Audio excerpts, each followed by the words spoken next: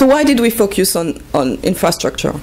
There's different reasons, but first I think this diagram is clearly showing the missing link.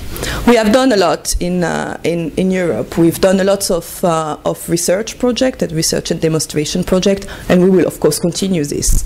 There's a green car initiative that is a main driver for electrification through European projects. Through the green car, we have the Green Emotion project, where we have spent 24 million for this project, and they are looking at several development in Europe, but also standardization. But we will continue. We have this the smart cities communication that came out in July last year, and in there will be much more work being done and research to be looked at in the more focused area of how to combine energy, transport, and ICT elements in research. That would be a European innovation partnership, and will take quite a lot of time to be set up. But it should, by the end of this year, be fully implemented. Then we have, of course, Horizon 2020, which put a strong emphasis on alternative fuel and electrification as well, and is clearly the priorities. But we also had, as mentioned before, the regulatory measures until now, and clearly the CO2 and pollutants reductions have been going in the right direction, influencing the way towards electrification. Fuel quality and the Renewable Energy Directive. And I will mention the green procurement, because that was actually quite a good piece of legislation, but which definitely needs to be reinforced in the future with the Clean Vehicle Directive, which was issued in 2009, where procurement will actually benefit from being green or more efficient. We have market incentives and the Energy Taxation Directive still being discussed. But then we see that the infrastructure is missing. And we had, as mentioned by the previous speaker, we have three bottlenecks or barriers. We have definitely a low acceptance by the consumer. We have the price. Also the batteries, the range of the cars for electric vehicles is still an issue, and research project funds will be injected in there, also by member states. But the infrastructure bottleneck, well, yes, we're turning around, and this chicken and egg we would like to break, and that's where this package has been built on. I think it's not working, so sorry. And what exactly this package is looking at? It's looking at making common approach at EU level.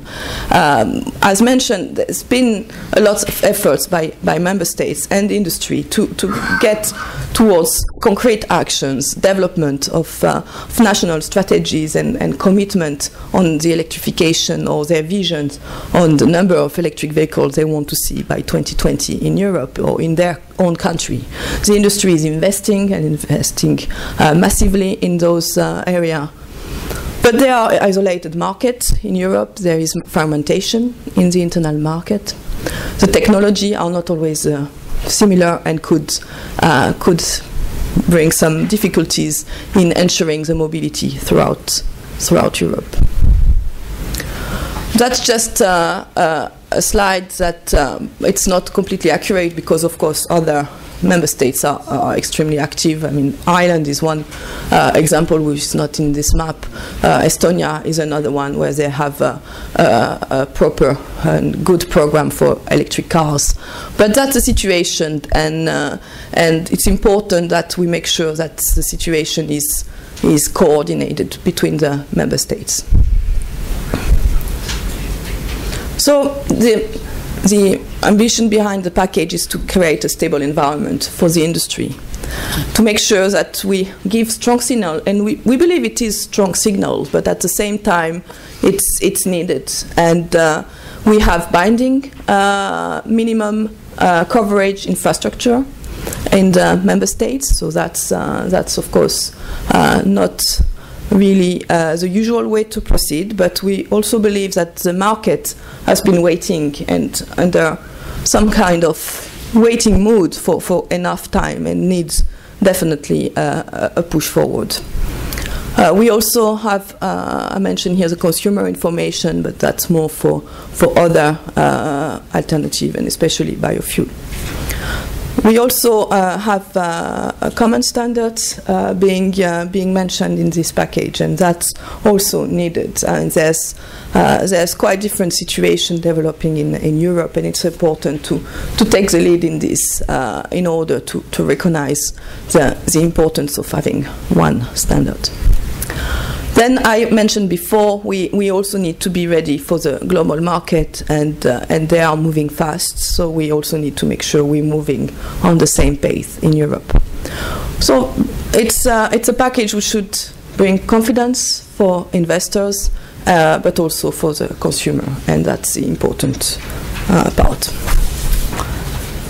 I will finish just by looking at how this infrastructure build-up has been calculated or presented in the directive, and we are looking at a minimum of recharging point, as mentioned, in each member states, based on the current fleet, but also on the national targets that have been set. We made an overall estimation of this, and the share of the population in urban areas, together with the motorization I mentioned.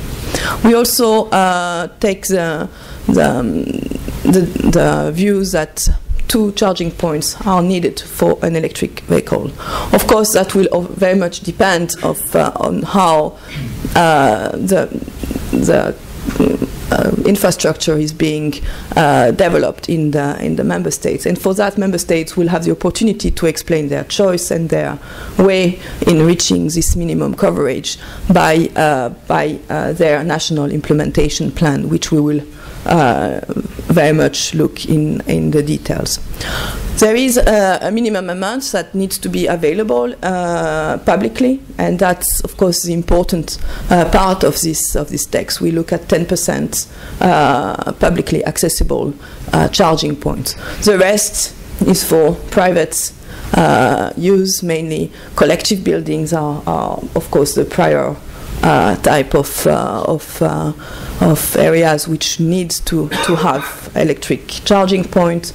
For example, the parking of the supermarket, but also when giving a permit for building a new building, to make sure that there are actually the proper charging point being included there. So I think that's the overall scope of this directive is to make sure that a single market is being built in the area of electric cars, and to really push through legislation. But we also think that this legislation is ambitious in one way, because we fix minimum, but at the same time it's very it's quite below, actually, the ambitions and commitments being made by member states around Europe, or those that are starting to build their national policy in this. So I think I'll be waiting for the questions.